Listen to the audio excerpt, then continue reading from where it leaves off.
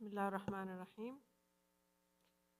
Welcome everyone for the final session for PSF 2023, Transitioning Towards a Sustainable Future Through Public-Private Partnerships, where the session will share the best practices implemented by governments, developers, and DFIs in developing and implementing green energy infrastructure, while also shedding light on the bankability of new technologies to fast-track the clean energy agenda within the developing and emerging markets. I would like to invite Mr. Muhammad Al-Sayed, Manager, PPP Division, Islamic Development Bank, to moderate the side event. Please. Great, thank you.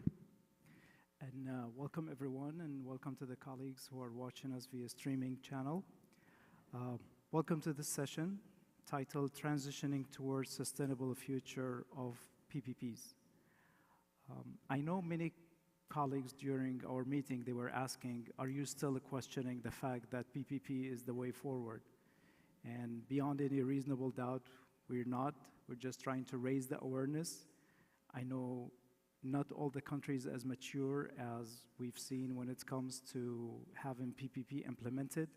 There's a lot of lessons learned from all sides, from the government sides, from the private sector, from the financiers, that we're trying to bring together, and year after year, we're trying to improvise to be more efficient and effective, above all, to bring development impact on the ground to our member countries.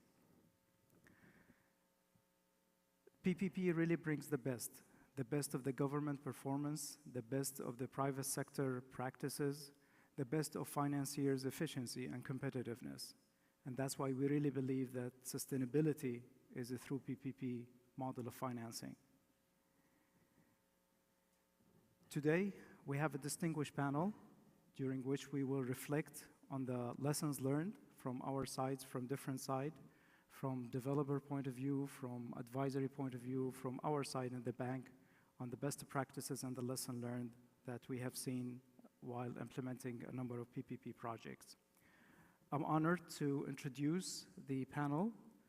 I'll start with Mr. Mohamed Al-Imam from EDF, Electricité de France. He's a business development manager. Welcome, Mohamed. I'm also honored to introduce Ms. Lynn Bitar. She is a senior manager, acquisition and project finance with Aqua Power. Welcome, Lynn. And I'm also honored to welcome Mr. Shashank Roth. He's a partner with Synergy Consultant. Welcome, Shashank. I'm also honored to welcome my colleagues, Mr. Kinan Josepahik, our lead investment PPP officer, and also my colleague, Mr. Muhammad Imaduddin. He's a PPP portfolio manager at the Islamic Development Bank. So we'll start with our developers over here on the panel.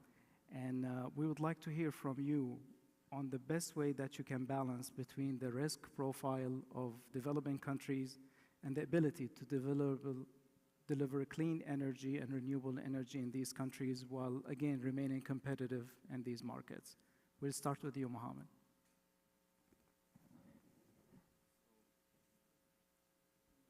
So, yeah, I would start by saying thank you very much for ISDB for inviting us to this panel. And maybe a quick on EDF for who doesn't know EDF. So EDF is a conglomerate working in energy value chain, in the whole value chain. We are like generating 600 terawatt of powers. We feel proud that 90% plus out of that are clean energy. So going, to ISDB, OCI countries, we are like presenting in 33 countries. One third of OCI and ISDB members. From risk point of view, I think for developing countries, we have like four pillars in this: environment and political, economical, and as well as social. It's not a secret that nowadays a lot of developing countries are facing downgrading of the credit credit classification, and in which we believe that it make it even, I'd say, hard to develop in these countries. I would also like to shed some light on the financial part of this when it comes to new innovative finance, and also to share an example in which ISDB and EDF are playing a role in 3 countries in Africa, Senegal and Mali and Cameroon. We are serving 300,000 households in rural areas to power them through PV. That was as part of the MOU signed between ISDB and EDF in 2017. I think innovative finance is also one of the solutions in which like green bonds, microfinance, and pay as you go, which was the case in African example. So I think that is also serving clearly UN SDGs, relevant to like SDG 1, 7, 9, 10, 13, and so on. Yeah. All right, thank you, Mohammed. And I think you pointed out exactly at the elephant in the room is the number of downgrades we are seeing to our member country, which makes it really challenging to meet these development needs and these new projects. Thank you, Mohammed. So Lynn, I'll go with the same question with you. How do you achieve that balance?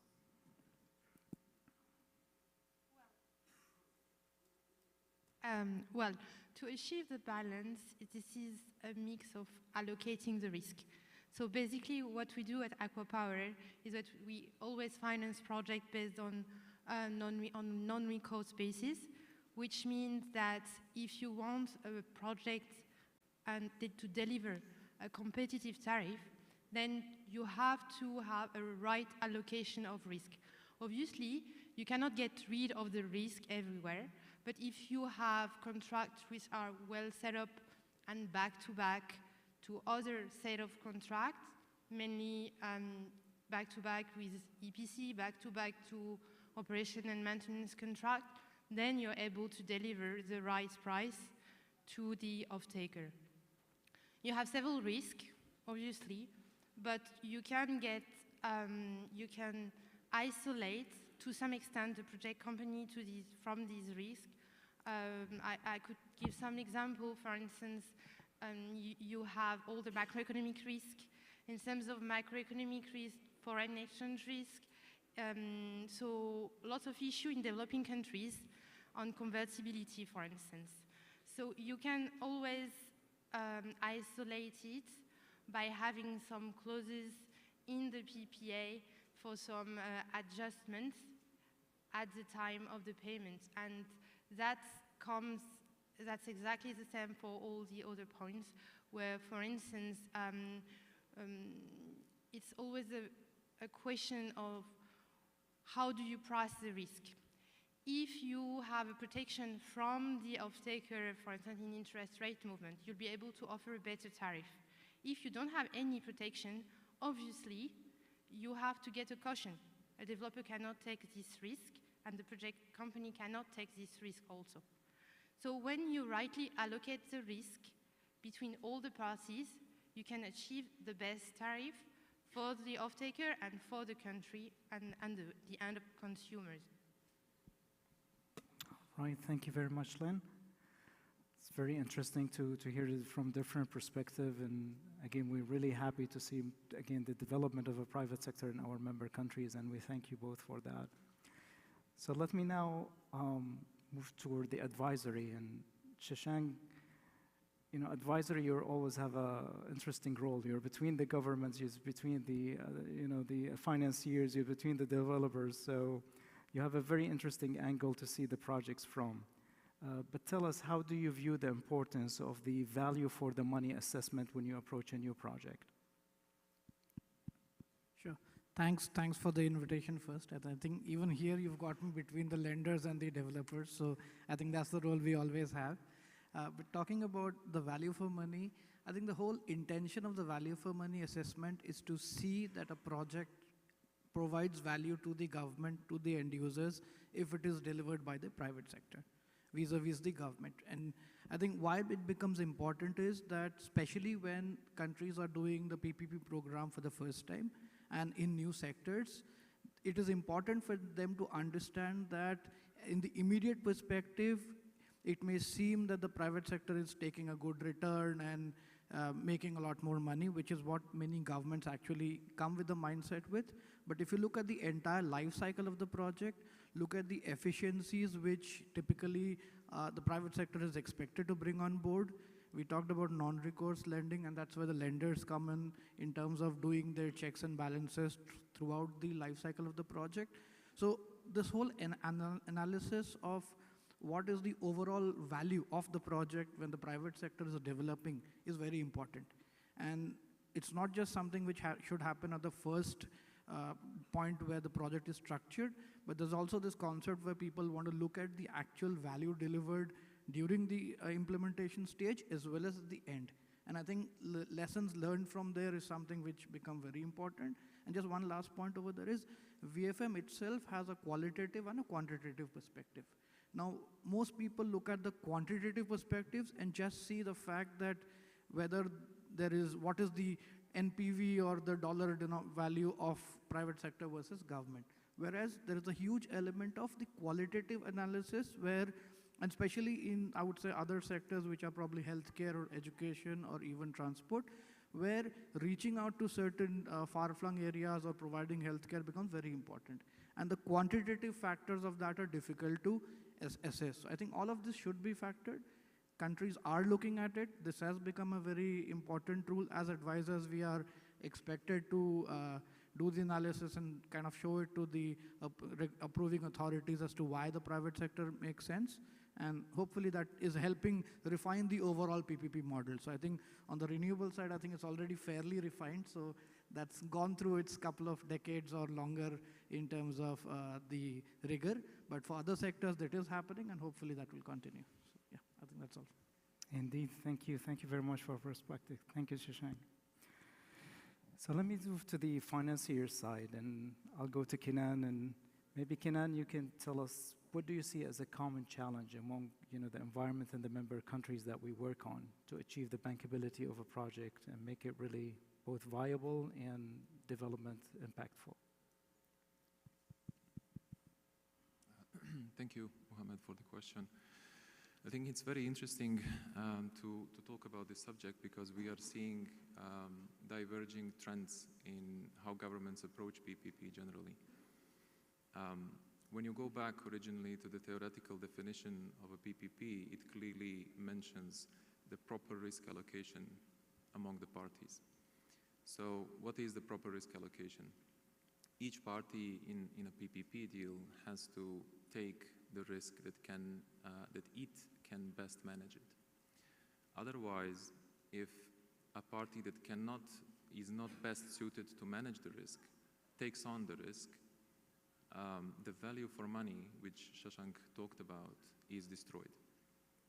Now, recently, why I mentioned we are seeing the diverging trends in risk allocation in PPPs is that some countries trying to push away the risks from themselves because of various reasons related to the either credit rating of the sovereign or the financial undertakings during the life of the PPP project, they're trying to push away the risks that are naturally supposed to be with them. So essentially, this is the first step. Secondly, I think governments have to realize that PPP as a modality is a very powerful tool. Now, any tool that is very powerful creates powerful consequences, and those can be positive and negative. So when governments look at the PPP transaction, they have to be very careful on the first step. Even before determining the value for money, they have to be careful in analyzing cost-benefit of each and every project to create the priorities under the very long list of development projects that they have to implement and introduce to the country. They have to prioritize and clearly understand why they are developing the project before even considering whether to procure it under the public sector procurement or private sector involvement. So with this proper cost-benefit plus value for money analysis for each and every project, government is set for a success.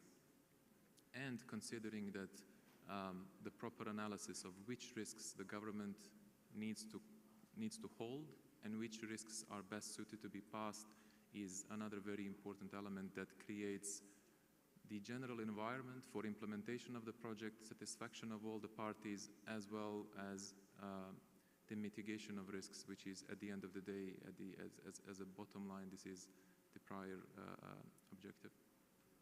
Thank you. All right, thank you very much, Kenan. That's very interesting aspect, again, from the financier, looking how the risk is being diversified among all shareholders there. So thank you very much, Kenan. So let me move to my colleague, Mohammed Imaduddin. So as a portfolio manager and from your experience, where do you see the common major risk between the projects during the construction phase and the operation phase? Yeah, thank you, Mr. Moderator. The function of portfolio management in the financier is actually very important and critical to ensure what was being agreed during the sign and agreed provision under both project documents and financing documents are actually implemented in a proper manner. We can highlight so many risks during the implementations and the operations of the projects, but if I may classify into three main criterias. The first element is basically the legal aspect, legal implementations of ensuring the provisions under the both project documents and financing documents are honored by all the parties involved in the transactions. And we had some experience in COVID-19 pandemic. Was basically the challenge on interpreting the force majeure clause under the project documents and the financing documents, where basically, you know, it relates to the liquidated damages or penalty and additional implementation periods. So this type of legal implementation challenge actually happen during both implementation and operations. The second aspect is from the technical perspective. We believe that the most common challenges that we face during the implementation is the implementation delay. Sometimes the design was too optimistic, for example. Then the challenge is how do we keep up? Because there are certain periods, there is certain milestone time that has to be honored by the EPC contractor, the project company, and all parties involved. And the last part is the financial aspect, where basically we as financiers, when we disburse against facility, we disburse against milestones. And on that milestone, there's a certain condition precedent that has to be fulfilled without any discrepancies. The challenge is this, sometimes we face some challenges, but we know for sure that without our disbursement, the project cannot moving forward. So this is something that we face during the implementations and later on when the project is on commercial operations. We face this kind of challenge. Thank you. All right, thank you very much, Ahmad. An interesting point about the interpretation of the force majeure. I think many of our projects use COVID as a good opportunity to test the interpretation of what is a force majeure. But thank you very much, Ahmad, for that. Let me go back to the developers, and maybe I'll go back to you, Mohammed, and you can share with us kind of like the recent partnership and developments you guys have toward more friendly, and of course now a lot of focus on the climate-friendly project and technologies. Again, renewable energy and beyond, hydrogen and others, and what's coming down the pipeline for us. So yeah, I think starting from the fact that EDF has 250 as a net zero, so we are moving in like different dimensions on the energy value chain.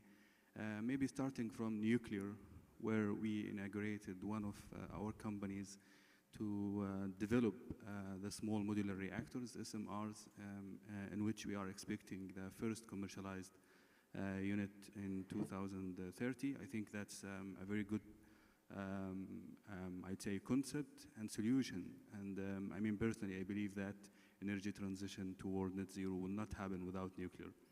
So, and second, you know, with regards to hydrogen, and I mean, the figure we know is like 4 trillion US dollar needed by 2050 to reach to carbon neutrality in that scene.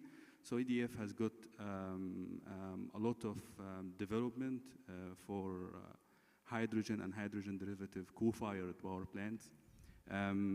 As well as like some development on the electrolysis manufacturing in one of the companies called McPhee. As a group, we have a plan and pipeline for 3 gigawatt of hydrogen development. Want to touch also an interesting part we are quite active in, which is mobility or e-mobility. As we know, like 24% of the emission today comes from mobility. In EDF, we have a lot to do in EV infrastructure and even in hydrogen mobility. So maybe to shed some light on this, we have done a partnership with Nissan to make use of the recycled batteries in EVs to be used as a second life for these batteries in industrial and commercial applications. Also, we have like a lot of companies in the EV space. I think last one in this development we are doing in the region, we have created a JV to act in GCC for commercial and industrial PV and energy efficiency solutions. Which is now like having few projects in UAE and more massive pipeline in Saudi, because we believe that the CNI market is kind of untapped market and a very good opportunity for carbon-free, I'd say, and clean energy development. And very soon we will announce a huge project on the Red Sea in which we will have a 100% sustainable city fully powered from PV solutions and batteries. All right, thank you very much. That's very, very exciting, from SMR to hydrogen to electric vehicles and 100% sustainable city. I'm really looking forward to that. So Lynn, we'll go with the same question. What can you tell us about latest Aqua partnership and latest technologies you're seeing?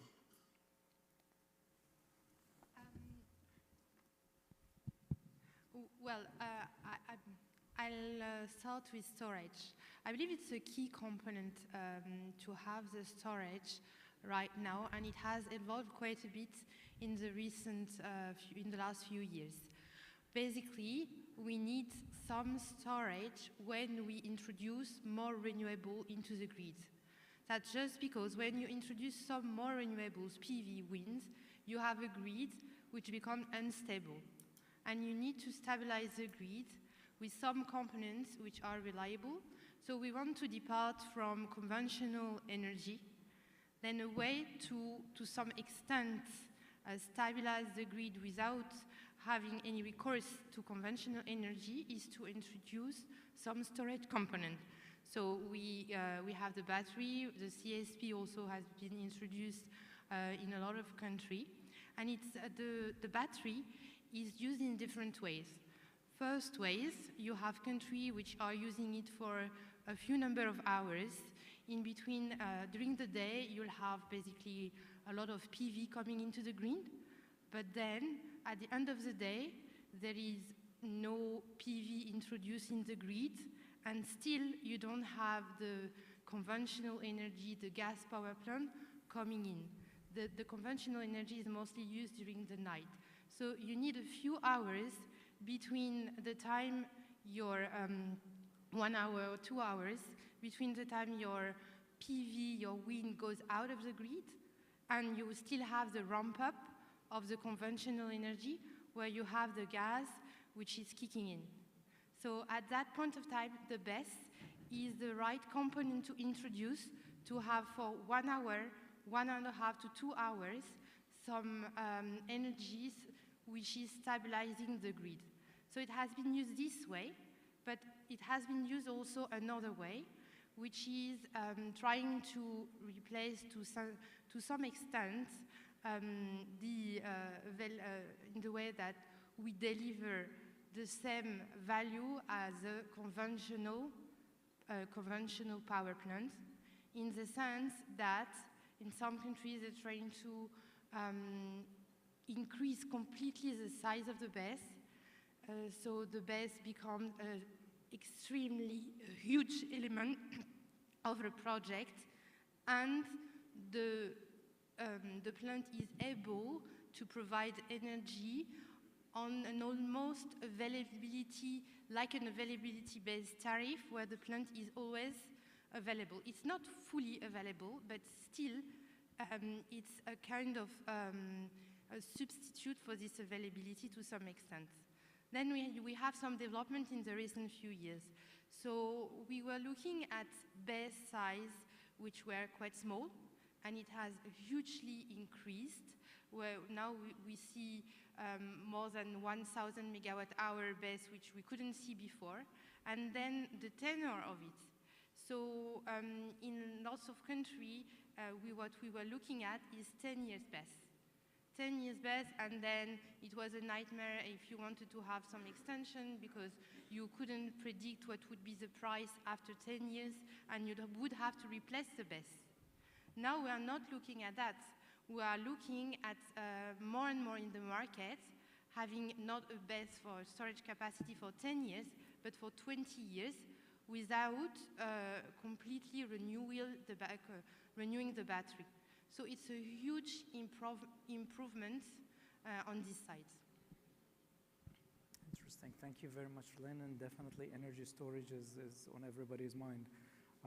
Renewable energy, we're all looking for the day where there is enough storage that makes it really reliable 100%. I see Mohammed is eager to share something with us. Yeah, I think I second you on this point. Energy storage is a huge challenge for everyone nowadays in the region.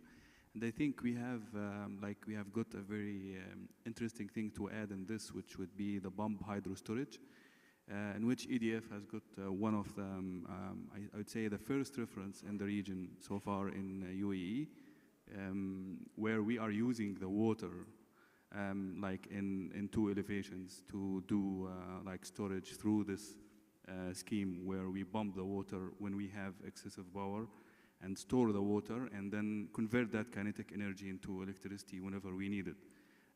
However, yeah, it's like capital intensive, but I mean, from other side, it's much more, I would say, eco-friendly, because batteries, at the end of the day, recycling these batteries and the footprint or the carbon footprint for like manufacturing the battery itself is huge. Great. Thank you very much for sharing that. And you folks are setting up the future, and I think everyone is looking up to you, and this is really great in terms of technology and how to institutionalize renewable energy and make it really fully dependable and reliable way of energy. So thank you very much for all the projects and sharing these with us. So you can see the expectation, Shashank, is very high from everyone, from users, climate change community. And again, you are being among all parties, the government, the sponsors. Maybe from your experience, you can tell us, where do you see sometimes a mismatch, where there is a government expectation of something and the developers bring in these wonderful new technologies we're talking about, and then you're in the middle, you see a huge mismatch between the two. Can you share some of the lessons learned and experiences that you had? Sure, I think we can keep talking about it for days, but I think since we're talking of in the bank forum, I think the couple of very common examples where these mismatches come up are interest rate, which you talked about, and exchange rate protections. Because typically the lending happens in either the local currency or dollar or euros. Those are the 3 main currencies. And GCC is different because we at least have a peg with the dollar.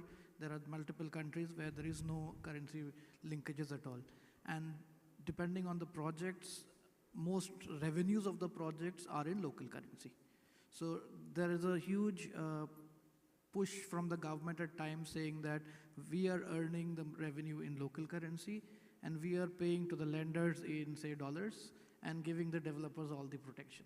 So there is a very strong political pressure for the PPP authority, for everybody who's working on structuring the project, to push as much of this risk to the private sector and to the lenders and not from the government. So I think that's one of the most common challenges that happens across geographies, across sectors, and then there are trade-offs that happen. So we've had different kinds of solutions that have worked. The cleanest one, but that works for the private sector, obviously, is a pure currency protection. But there are times when you have this cap and collar kind of a thing where you leave some risk with the private sector, pass on the rest to the government. So this is one very common example that's there. Another, if I move away from renewables, is in healthcare, for example. There have been geographies where the governments came and wanted the private party to provide medical services. Now, the people who provide medical services and project developers are two different entities altogether. And that was something that has worked in certain places. I won't say that doesn't work, but typically for a project developer, they may or may not want to go and hire doctors, nurses, and the set of people in a different country if they don't have operations. So I think that took some time, and gradually it's become, the structure has happened in many countries where the developers come and handle the what is called the PropCo-OpCo kind of a thing. So the PropCo looks at the building, the hospital, equipment, all of it, whereas some other entity could be coming and doing the medical services. So here there are mismatches which come up, but again, it is a journey. I think PPP is a learning for all of us on every day actually, and we keep creating new things. Sometimes we feel good about it, sometimes we don't feel too good about it, to be honest, but that's where it is. So I'll leave it there. Thanks. Interesting. Thank you very much, Shashank. Thanks a lot for that prospect. Right, so let me move to Kinan. As you've heard, there's a lot of technologies, there are a lot of projects, government are excited about it, and now everybody looking for financing. But some people still wondering, how is Islamic financing fit in this picture, and how can it support the green transition? And how different is that from conventional financing? Some people still asking that question. True. That's the question that we get a lot. Even though when you look at Islamic financing, it is asset-backed financing, and in some cases, asset-based financing, depending on the modality. Project finance or infrastructure project finance that we usually consider for our financing is usually falls somewhere between these two, asset-backed or asset-based, depending on how the risk allocation is done. So I would say that Islamic financing is naturally aligned with project finance, while conventional financing that is provided for the projects is not fully aligned with project financing principles. And there's a reason for it, of course. So there are two segments to it. Islamic financing is a bit more well-defined, or defined in a more detail, comparing to the conventional financing, which gives a bit more flexibility to different innovations in the financing approach, to different approaches not only on the financing side, but also on the technical side when it comes to implementation of EPC contracts, O&M contracts, and other mechanisms. So on the legal aspects of Islamic financing, there is additional work that has to be done for a particular reason that I mentioned, because we have to define exactly how the Islamic financing is going to function within the overall project. While conventional does not require the same level of granularity, as well as it is, of course, widely implemented in most of the projects. So there is a difference where this particular challenge has to be addressed, and this challenge comes with a cost. Now, many developers come and say that this cost becomes a burden, right, for the project. However, when we talk numbers specifically, at the end of the day, all parties realize that this is negligible, because usually when we do infrastructure PPPs, those are in several hundreds of millions or even above 1 billion mark. So adding additional cost of a couple of tens of thousands of dollars for additional structuring of the legal documentation is actually absolutely negligible. Secondly, and most importantly, when we look at the financial model and when we look how conventional and Islamic are going to work together in a financial model, we see no difference. Essentially, economics of Islamic finance and conventional finance are exactly the same. So, to summarize, the only additional work that developers have to do together with the legal advisors of both sides, of the sponsors as well as of the lenders, is to structure additional modality in its documentation. We, since the beginning of our PPP activities back in 2006 and 7, we have never financed a project without a dual modality, which is conventional plus Islamic. So all our co-financiers, at least one was conventional, and structuring of the documentation was never an issue. With that, keeping that in mind, we have law firms, especially Magic Circle law firms, that are introducing more frequently Islamic finance practice in their teams. So usually when there is an Islamic bank, and this is not only from Islamic Development Bank, but also from the commercial Islamic banks, there is more and more presence because liquidity within these banks is significant. Their ability to finance projects on a long-term basis is significant. Their ability to adapt to different requirements and innovations that developers are introducing in the financing approach is at par with conventional banks. So essentially, the presence of Islamic financing nowadays is not an issue at all. So whoever from the developer side has experience, at least one experience with Islamic finance, sees that this is not a hurdle that they need to even consider. So with this, I think the question on the Islamic financing, whether this creates additional work or not, is I think addressed, and then hopefully we can see more and more presence of Islamic finance, both from commercial banks as well as ISDB in our project. So thank you. Indeed, thank you very much, Kenan, and thanks for the message that I hope all of us, promote outside. Really, Islamic financing is not a burden. On the contrary, those, like you said, those who tried it even one time, they know how effective it is and how efficient it is in serving a project financing. So thank you for that, Kenan. So let me conclude with Imad, and I know, Imad, that you've handled quite a number of renewable energy in your portfolio. So looking all of them together, what can you see as a key success factor among all these renewable energy projects? Right. I think the key success factor is actually effective portfolio monitoring of the project, in terms of the strategy, in terms of the tools, how to manage the portfolio in renewable energy. And each type of renewable energy has its own uniqueness, and characteristics of on how it was being implemented and how it was being operated. We do develop some tools such as early warning signals to ensure that all relevant provisions and conditions of the project are basically being monitored closely on the frequent manner. That's basically the key things to develop effective portfolio monitoring of the projects. However, as I mentioned earlier, that each project has its own characteristic. Even the same renewable energy project, if it's in the two different locations, it poses two different challenges, right? As an example, we had some experience in one of our member countries that basically when we designed the projects, it was a hydro project.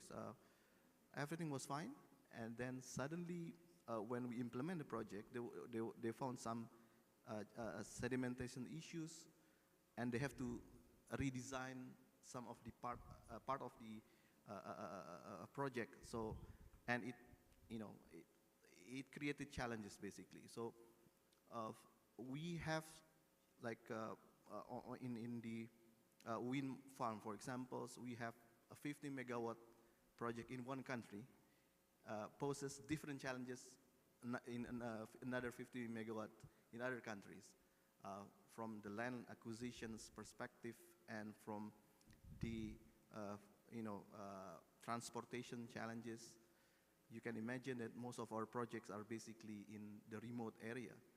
Transporting equipment, machineries, even people, workers, engineers to the site is actually challenging. And during the COVID pandemic, even we had some project where they have to do the commissioning. Commissioning is basically when they completed the construction, they will, in transition towards the operations. They cannot mobilize the engineers to witness because of the lockdown, conditions. So it was very, and the key is actually effective portfolio monitoring and how do we absorb the risks. And you can imagine that we do have some consideration and flexibility in case there is some deviations. That's the reason why we call it a waivers for the projects. Thank you. Thank you. Thank you very much, Ahmad. And again, it confirms our experience as a multilateral development bank. We really view that the journey of the project, it starts not only at approval, not only at the construction, it's actually at operation. The true success of the PPP model is in its operation. And that's why we really believe that the PPP is really the model for sustainability. That is something that we don't see in all sovereign projects, but definitely we see it in every single PPP project because that's the name of the game. Sustainability, the success of it, being construction, commissioning, and all the way operation till the last day of the life cycle of the project. So thank you very much, Ahmad, for sharing these prospects, and thanks to all these interesting, view of angles. We've seen it all the way from developers to the advisors to the financiers, and I'm sure many of the government officials that you've met over the last couple of days, they share some of these on and off. And again, thanks for Shishang's point about the expectation. Sometimes we just have to ally these expectations and make sure that everyone is coming on the same page in order to make it a win-win-win to everybody. And we truly believe the PPP model is a win for everyone involved. And again, as a development institution, the beneficiaries, the citizens of our member countries, and the impact we have on their life, this is what we believe on it. So thank you everyone for your inputs. I think at this point, maybe we would like to see if we have any questions from our attendants over here. Please, if you have any questions, feel free to, please go ahead. Raise your hand. Let's start at the right over here. Thanks. I'm Ahmed Ghandour, Sunway Egypt, from private sector. Your name and organization. Your name and organization. Yes, I am Ahmed Ghandour, Sunway Egypt, one of the renewable company working in Egypt. I ask about what do you in your point of view, what is the effect on inflation about the funding with the Islamic way for renewable energy? Especially the business model have a different change, and many commercial banks didn't accept after inflation, especially in some countries affected hardly with the inflation. Okay, right. Thank you. I'll leave it open. Please go ahead, Lynn. So your question is on inflation, right? How we're dealing with inflation. Increase of prices of all components for renewable energies and establish and construction. All of this.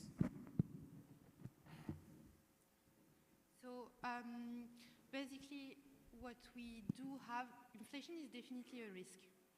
So as all the risk, we need to mitigate this risk, and there are several ways in in an infrastructure project to mitigate it, and I think it goes beyond even energy. Mitigating inflation, you can do it through the PPA. Just you will have some component of the tariff which will be indexed.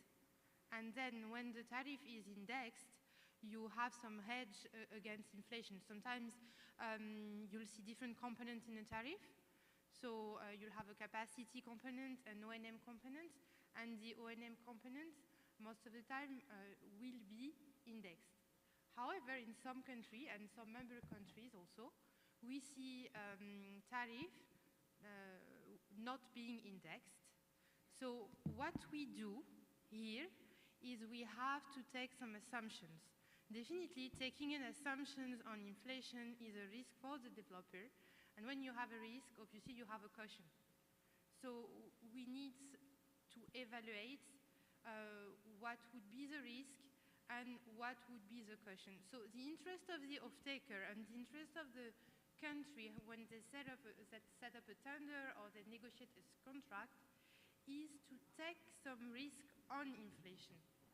If they don't take a risk on inflation, then we'll take the risk and we'll add a caution because we don't have this long-term view over 20 years or 25 years because this is how long our contract is. So this is it, mitigation of risk. All right, thank you. Anybody would like to add, Kina? Just to add 2 points when it comes to first energy sector. I think Lynn mentioned it very well in terms of the mitigation on the project level. However, we also have to consider, and we have the advisory function here as well, in terms of at the government level. So taking a step backwards to see how is the government mitigating the inflation risk after the project. So if the tariff that it's charging from the customers, both commercial and individuals, is staying flat, then the inflation risk is solely assumed from the budget of the government. So the question is that approach sustainable? And for how long it is sustainable? As the first question I think we discussed at the beginning of this panel was how to make sure that this powerful PPP tool is implemented successfully so it doesn't strangle the government 10 or 15 years after its started implementation. Because PPP projects are usually at least 20 years from the completion of the construction. And sometimes in some sectors in the recent times, we see 25 or 30 or even 35 years after the project completion. Secondly, we also have to see in emerging economies, one of the basic risks that is assumed by the government is foreign exchange risk. And that foreign exchange risk is actually held by the government, and this mitigation is given to the project company and its lenders. Foreign exchange and inflation are correlated, so especially in emerging economies. So when you see that there is no inflation adjustment in the tariff, you also have to look at how is the protection under the foreign exchange. Is it full protection or not? So if there is a full protection under foreign exchange risk, then you have a partial mitigation also from the inflation risk.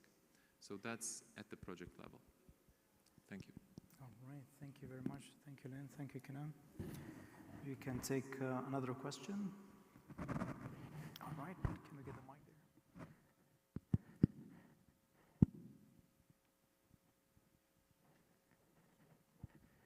My name is Muhammad Usman. I'm Director of Agriculture Investment in Arab Authority for Agriculture Investment and Development. We know that the public-private partnership is a combination or is a partnership between the private sector and the government. And these two partners, they have two different objectives. The private sector is seeking to make profit, while the government has different objectives. And because of this, we expect to see some differences or some conflict between the partners. How, according to your experience, how do you implement any court rule or any thing in favor of the private sector against the government? Thank you. Right, thank you very much. And my guest, Shashank. Hello, thanks for the question. I think there's one thing I'd like to kind of disagree on the question. I don't think the intentions and the aims are divergent. Yes, there are certain aspects where the government and the private sector want things to be different, but the ultimate objective of both entities and the lenders, all three, is to kind of get the project up and running in reality and provide those services to people. So the disagreement is more on the cost angle to a certain extent and the risks. So you're right that if everything was aligned, then we wouldn't need negotiations. So to get to that part, saying it's, like I said, it is a learning process. So in every geography and every sector, the first few projects, the government is expected to take more risk than the private sector because they want more people to come in, you want more competition, competition reduce price. So it's also a fact that if a lot of risk is passed on to the private sector in the project structuring, there would be either nobody interested or very few people interested, which will mean and like I think Lynn mentioned, saying the moment you pass on risk, it gets priced. So that balancing happens over time, saying how much risk does the government retain, how much risk does the government pass on to the private sector, and there is obviously negotiation. So all these documents we talk about, the concession agreements, also take their own sweet time to be negotiated. And there are not more than 10 clauses that get negotiated in every agreement. So we spend months on it. The lenders have their views, the developers have their views.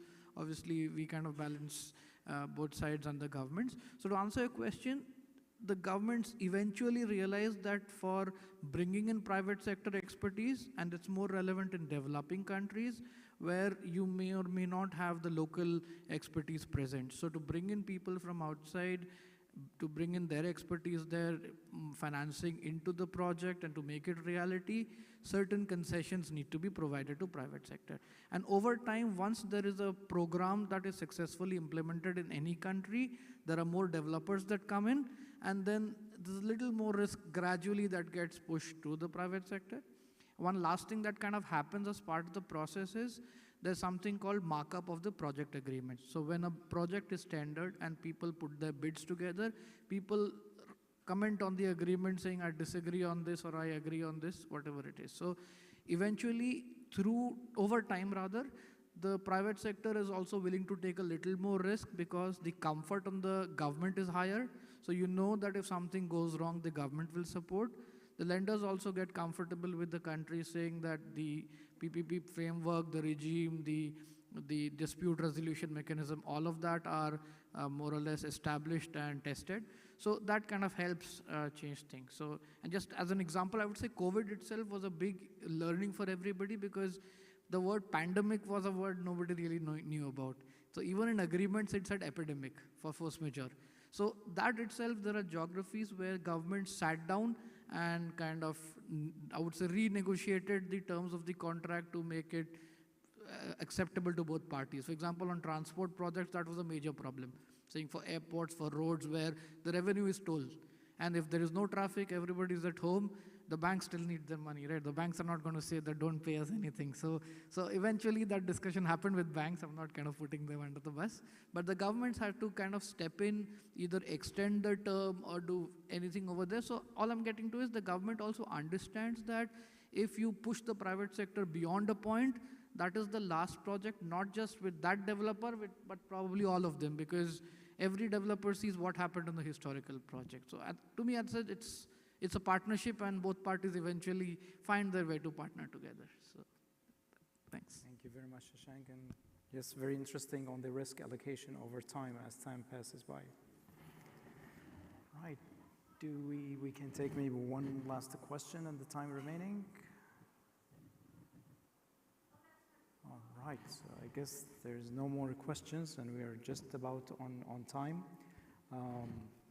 Let me really conclude by thanking the distinguished panelists over here for their perspective, from EDF, from Aqua, from their developer perspective and the new technologies. And we really, again, as a development institution, appreciate the efforts that you're doing to promote the private sector, the transparency, bringing in new technologies and efficiencies in our member countries. And I also thank, Synergy Groups for, again, being part of this panel and for all the arrangement, structuring, and advising that you do to the governments in our member countries and to the developers, as your role is very critical to the success of all these projects that we are trying to achieve.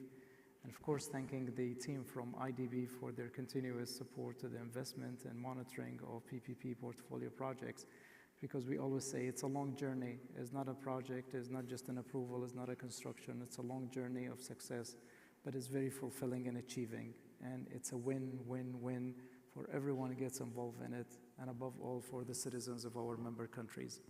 So thank you, everyone, and really appreciate an applause for our panelists. So thank you for being part of this. Thank you, everyone, for being with us today. Thanks a lot.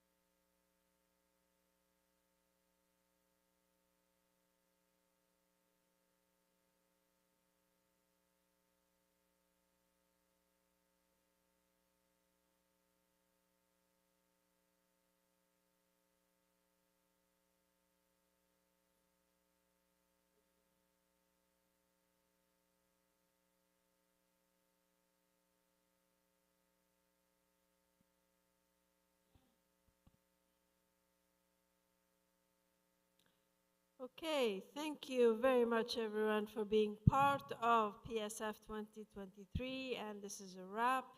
And thank you for making PSF 2023 a great success. We had a great 3-day event. Thank you, participants in the last session. Thank you, participants and attendants of the whole 3-day event. We'd like to thank the translators for the wonderful work they have done during the past 3 days, and thank you for the organizers for a successful event. See you all at the next PCF, but before we end, on a lighter note, a prize was organized by ICD to motivate and energize and under-stress the staff and to have fun. A competition was organized which consists of 2 images. The first image was a signature folder of ICD wrapped in green ribbon, and the second image showed the same folder but with part of the binding of the agreements shown. The idea is to release the stress and have some fun for the staff. So the task was to identify the difference and link it, ICD, and something else. And I would like to invite Mr. Siraj Al-Islam, Division Head of Equity, Special Operations and Litigation, Legal Affairs, who set the competition and is here to present the prize to the winner.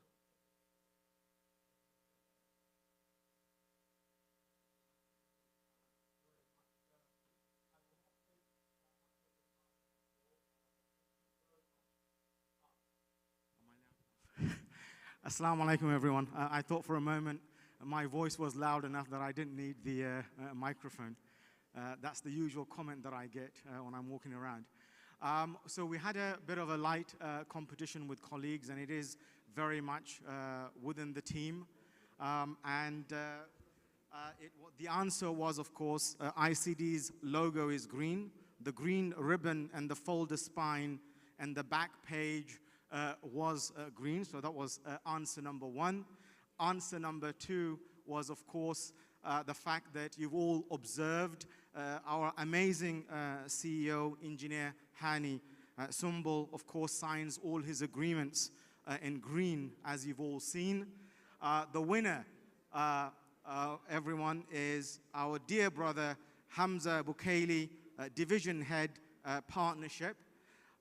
Brother Hamza is, of course, whizzing around and making quite a few successful partnership arrangements, as you're all aware, and is quite busy.